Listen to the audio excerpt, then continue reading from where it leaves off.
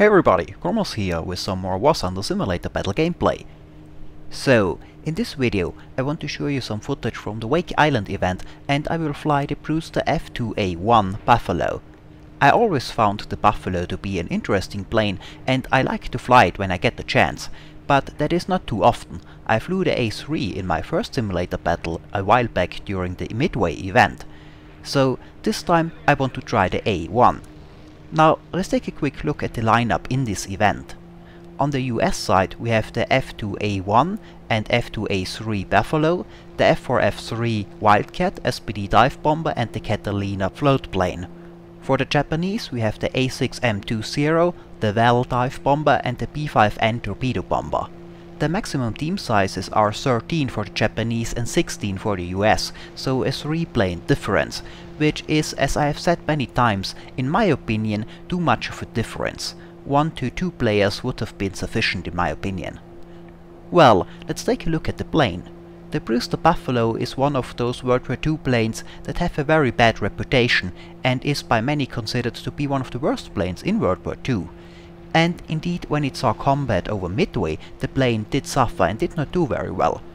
However, on the other hand, Buffaloes in Finnish service actually did pretty well. The Finnish Buffaloes were closer to the F2A-1 version that I fly in this video than the later A3 version that saw service over Midway. As a matter of fact, only very few A1s entered service in the US Navy. Most A1s were delivered to Finland, where they were denavalized and otherwise modified. Now, the F2A is a pretty slow plane, so on that front it is really not very powerful. Most contemporary planes are faster.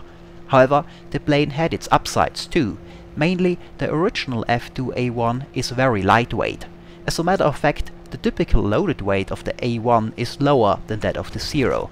Of course, the Buffalo is a small plane, smaller than the Zero and with a lower wing area, so the Zero still has the lower wing loading, but not by much. The Buffalo's wing loading is only slightly higher and is actually one of the best turning monoplanes we currently have in the game. Of course, just like the Zero, the original Buffalo did not have armor or self-sealing fuel tanks.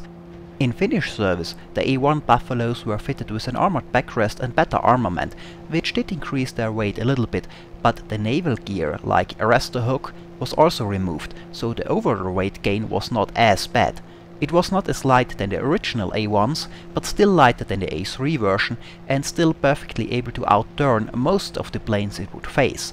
So while the plane was still slower than most of its opponents, it had its maneuverability on its side. Of course, in the Pacific that was often not the case. The later A3 version that saw combat over Midway compared with the A1 version had armor, self-sealing tanks, better armament and a stronger engine, but all that made the plane much heavier, and even though it was slightly faster because of the stronger engine, it was still much slower than a Zero.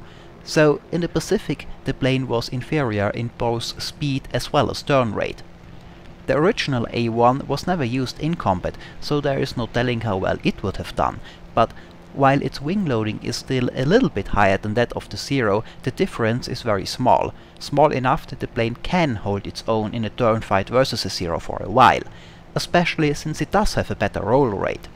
I found that when the speed drops too low, the advantage of the Zero in turn rate seems to get bigger, so it is best to try to start a fight versus a Zero on somewhat high altitude, so you can trade some altitude for speed if necessary.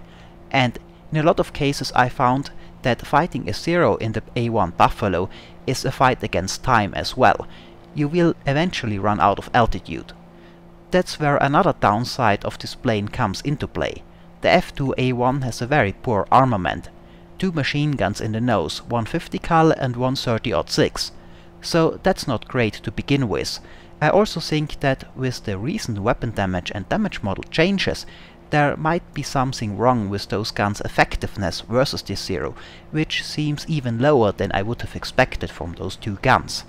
On top of that, the Buffalo has a telescopic sight, which is in my opinion almost useless in a turn fight. Those kind of sights were not great in reality as well, but I think the telescopic sights in War Thunder are even worse. It seems optical effects as needed for things like telescopic sights or mirrors seem to be a weak point in the current engine, and both don't work properly. so you are in most cases dependent on the tiny emergency iron sight on top of it, and especially deflection shots are quite difficult that way. I would love to get a Finnish Brewster to play with, just because they have a proper sight. Anyway, trying a A1 Brewster Buffalo versus a Zero to see if the plane can hold its own against one is something I wanted to do since a while now. In a normal queue that is unlikely to happen because of the large BR difference, so I was happy to get the opportunity to try it in this event. So let's take a look at one of the fights in more detail. Here I am just coming back from shadowing a group of enemy AI bombers that departed to the south after attacking the airfield, while under attack by at least one wildcat. I hoped a Zero might come that way to help the AI bombers and I can bounce him, but none came that way, so I made my way back west, and pretty quickly I could spot quite a few planes that way, apparently fighting, and I also got a call for help from the direction of this furball. As I get closer I can see what appears to be a friendly plane diving away to the left, followed by multiple enemies, but I can also see two more planes that stay on altitude to my front. I can't tell 100% what they are, so I don't dive after the Zeros right away, as I'm worried the planes to my front were also Zeros and immediately behind me if I do so, but it appears that they are moving away and it also looks like they are wildcats, so I roll to the left and chase after the Zeros. One of the Zeros passes me and we both turn around to engage. He passes below me a second time and I can slot in behind him as he pulls up and go after him. At this speed my agility is pretty high. He uses his rudder to push his nose down and come back down my way, which gives me the opportunity for a deflection shot. And I got a hit, but I forget to deploy my flaps in time, and as I try to follow him I stall the plane and the Zero takes the opportunity to come around and pass me on my left. I do a wing over to the right to get back on him and I would have managed to do so, but I lost the Zero for a few critical moments and miss him turning to the left and continue my turn to the right instead of going after him in time. This way I allowed the Zero to get in a better position than he was previously in, and the second Zero arrives on the scene as well. As the Zero gains on me in his turn, I go up in a high yo-yo and then come around with a wing over and turn into him. The Zero passes above me and does a split S to come down behind me, and I pull up sharply as he does so and then roll around, hoping I can get a shot at him when he overshoots. He does pass below me and pulls up in front of me slightly to the side, but I don't get a shot at him. Then I pushed the nose down to gain some speed and turned into the Zero, mostly using the rudder. As the Zero comes back down, it seems he misjudged the altitude and does not pull up in time and crashes. But the second Zero is still there. He comes around in a tight turn and I turn the opposite direction, hoping to get a few hits on him as he passes me. I fire a burst as he does so, but I don't get a hit, and then I keep up the turn in the same direction. As I spot the Zero again, it seems to have reversed the direction of his turn and we are facing each other in a head-on situation. I start my turn early in the hope to get an advantage.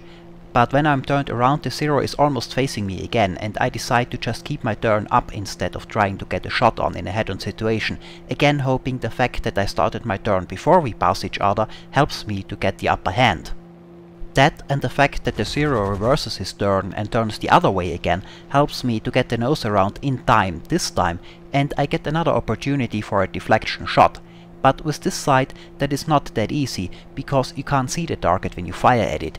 You have to guess the lead and elevation in the most critical moment. So I failed to get a hit. Now I still managed to put some pressure on the Zero, but by now I am very worried about my speed. As I have said in the beginning, at very low speeds the Zero has a bigger advantage in turn rate than on higher speeds, or what counts as higher speeds in a turn fight in a Buffalo, and I don't have that much altitude left. I hope I get the opportunity to get some speed back. And I do get that opportunity after I finally got a hit on the Zero. He stays on higher altitude for a bit and is not pressing the attack right away. Maybe he has lost sight of me in that moment and maybe mistook another plane in the distance for me because he turned away. Anyway, it gave me the chance to retract the combat flaps for a bit and get a little bit of speed and altitude back. I try to intercept him and get another high deflection shot on him as he turns around and comes back. But I don't quite get the necessary lead on him to do that, and I go after him instead. If the Zero pilot did indeed lose sight of me earlier, he now knows where I am again, as he heard me, and he turns around again. I turn after him and he changes his direction a few times. But it seems it is easier now to stay on him than it was earlier. It seems his turns are less aggressive now. At this point I wonder if my first hits maybe did more damage than I thought, and that the maneuverability of this plane is reduced because of damage. I can't see any damage on the plane, but I guess it is possible. The fact that the Zero is changing its direction and using its roll rate a lot is also a factor. The roll rate of the Buffalo is better than that of the Zero, one of the few real advantages that the plane has over the Zero.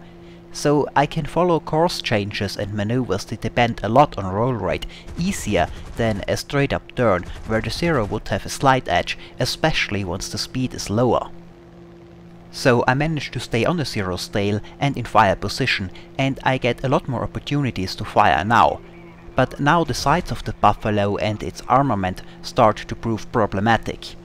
The poor sides of the Buffalo mean that I can't get quite as many hits in as I would have liked. But still, I get a hit every now and then. However, the effect of my hits is far from impressive. Other than the possible reduction in maneuverability, I cannot see any visible damage on the Zero showing up, and it does not appear the Zero is very impressed with my efforts to shoot it down so far. And that can become a real problem when fighting a Zero in a Buffalo at the moment. As I have said at the beginning, you are always on the clock when fighting a Zero in the Buffalo. Eventually the fight will take place on lower and lower altitude, and eventually you won't be able to keep your speed up while turning, and the Zero will get the upper hand. So even if you get on the tail of a Zero and manage to stay there for a while, if it takes too long to shoot it down, you will eventually lose the initiative. And there is of course another problem if it takes this long to shoot down a single plane: ammunition. By now I am almost out of 50 caliber ammo for the A&M2 machine gun, which leaves me with only the single 30-06 machine gun in the nose. That one luckily still has a few hundred rounds left, but the damage is of course lower, and with the damage I seem to have done so far, I am worried that I run completely dry before the Zero goes down. So I am pretty glad that a Wildcat showed up. I hope he can finish off the Zero should I run out of ammunition. Luckily that is not necessary. As the Zero pulls up to get a shot on the Wildcat that is passing above, I manage to get a few good hits on his wing, and I finally hit something important and the wings break off. Now, after this fight is over, I have to rearm at the island. By now there is only one enemy plane left, another Zero, while we have two planes, my Buffalo and the Wildcat. And after rearming, we eventually spot the Zero south of Wake Island and move to engage. After we get closer, the Zero comes around to meet us, and it appears he's going for the Wildcat, which is slightly above and behind me. I don't know if he has spotted me too at this point, but he just passes me, giving me the opportunity to slot in behind him. But even though I got into fire position pretty easily, the weapons prove rather unimpressive once again, and I have trouble doing any real damage to the Zero. Now, the Zero pulls straight up and tries to get a shot on the Wildcat, which is on higher altitude, with me right behind him. But he does not manage to get close enough to fire before we run out of speed, and both he and I can't keep the nose pointed up any longer. Now, I would have hoped he tries to follow the Wildcat, which is coming down, and I can stay on him while he does so, but the Zero instead moves right into a large cloud bank. I can still see him every now and then, but the Buffalo is of course much slower, so as long as he does not turn around, the distance will just increase until I eventually lose sight of him completely. So I decide to move out of the cloud and back over Wake Island. I can see the whole cloud bank from there, and I hoped I would see the Zero exiting the cloud from there. However, the Zero must have moved out of the clouds unnoticed, and goes on the offensive. The AA guns on Wake, however, gave his position away prematurely, and I see him coming. Again, I don't want to do a head-on, so I already started a sharp turn while the Zero tries to get a hit, and when he shot past me, I was already facing the right direction and could slot in behind him. I also managed to build up a little bit of speed before the fight started, so currently the fight is taking place on a little bit higher speed, at least for Brewster Buffalo turn fight standards. I'm fairly sure when the fight is taking place at speeds of about 300 kph IAS and above, my turn rate matches the turn rate of the Zero. even though I am at a disadvantage at lower speeds. And there is enough opportunity here to keep the speed higher, and I can stay behind the Zero. And it seems the Zero pretty soon decides to just go for the Wildcat instead of trying to shake me. Normally that of course would present me with an opportunity for a quick kill while the enemy plane is focused on shooting down somebody else. But after seeing the very poor performance of the Buffalo's 2 machine guns against the Zero earlier, I am actually quite worried here, because I am not sure if I can do enough damage in time to get the Zero off the tail of the Wildcat. I am of course not hitting as much as I would with a proper reflector gun sight, so that is also a factor, but still I do get hits.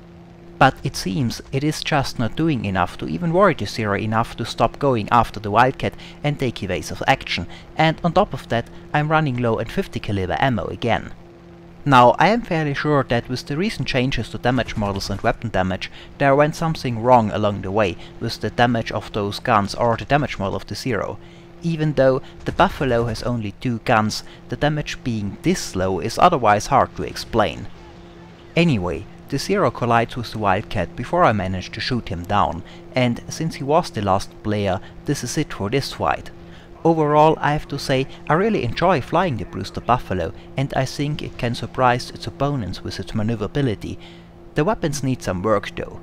Well, and this is it for this video. As always, I hope it was entertaining, thanks for watching, and maybe I'll see you next time.